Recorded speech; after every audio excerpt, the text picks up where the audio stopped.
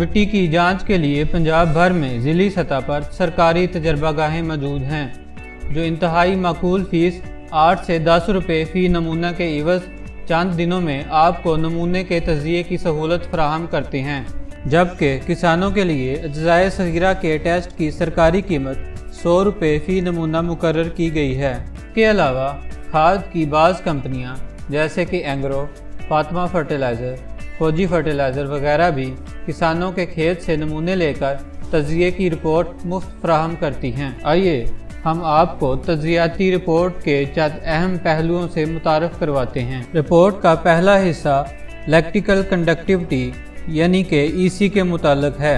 EC زمین میں حل پذیر نمکیات کے متعلق بتاتی ہے۔ سادہ الفاظ میں اس کی مقدار سے ہمیں پتہ چلتا ہے کہ زمین سفید کلر سے پاک ہے، اور اگر زمین میں سفید کلر موجود ہے تو اس کی شدت کیا ہے۔ اگر رپورٹ میں EC 4 سے کم ہو تو زمین کلر سے پاک، اور اگر 4 سے زیادہ ہو تو زمین کلراٹی تصور کی جائے گی۔ pH زمین کی اساسی یا تیزابی حالت کو ظاہر کرتا ہے۔ مزید اس سے زمین میں کالے کلر کی نشاندہی کی جاتی ہے۔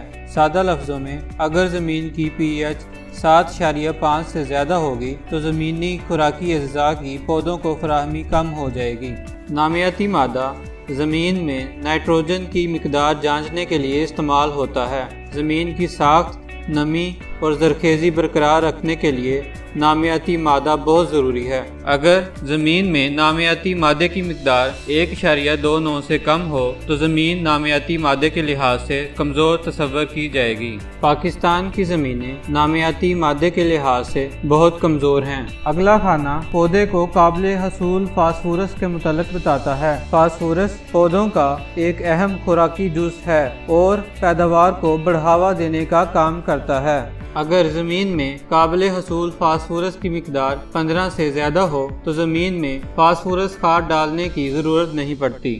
اگلا کھانا پودے کو قابل حصول پوٹاشیم کے بارے بتاتا ہے۔ پوٹاشیم تنے کو مضبوط، بیماریوں کے خلاف قوت مدافعت اور پیداوار میں اضافے کا کام کرتا ہے۔